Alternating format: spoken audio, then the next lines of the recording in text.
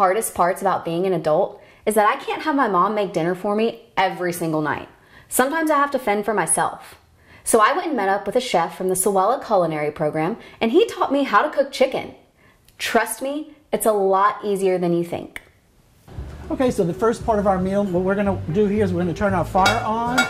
Nice heavy skillet. We're gonna add a little oil because we're gonna saute this chicken breast a little bit.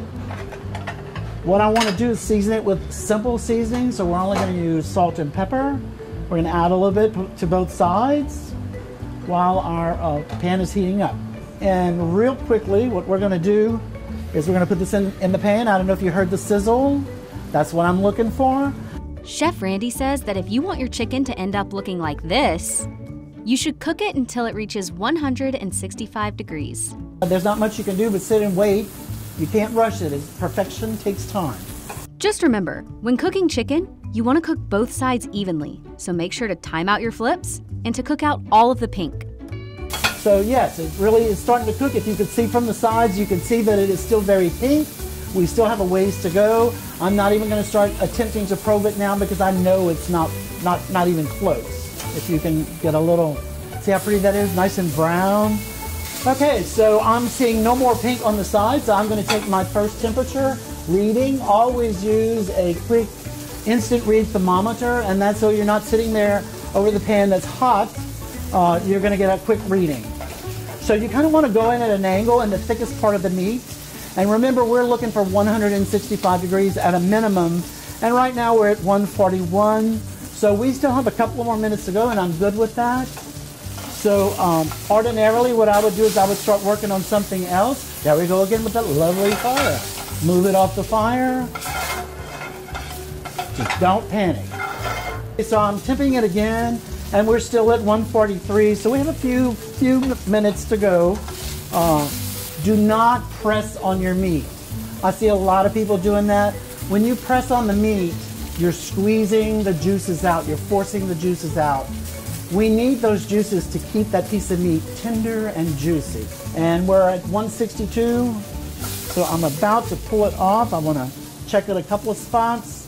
I'm at 165, and I'm totally happy with this now. If you see some charring here, that's not a big deal. That's the fat, a little bit of fat that was on the chicken breast. I'm okay with that. That's going to give it some crunch. This typically takes 5 to 10 minutes, and you're done. Now it's my turn to try cooking chicken.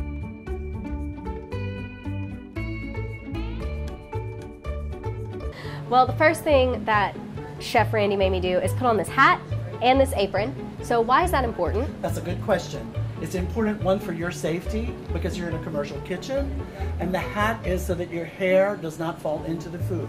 Again, because we're in a commercial kitchen, it's okay. I'll pull it back.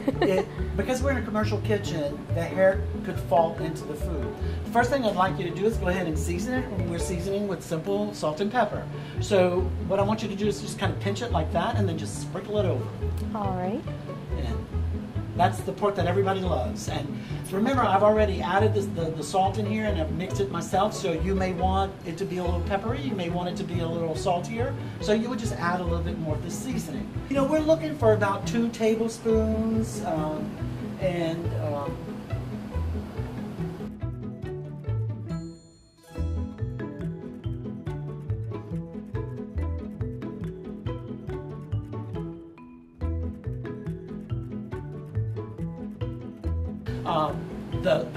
the grease could start splattering real quickly, but it's not a problem. Once you lay it in there, just go ahead and drop it in.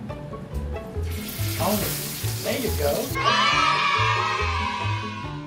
You hear the sizzle? That means you did an awesome job. So as an instructor, I would definitely give you an A for today. Thank you. Oh no. Oh, well, that's okay. You know, things happen. We're just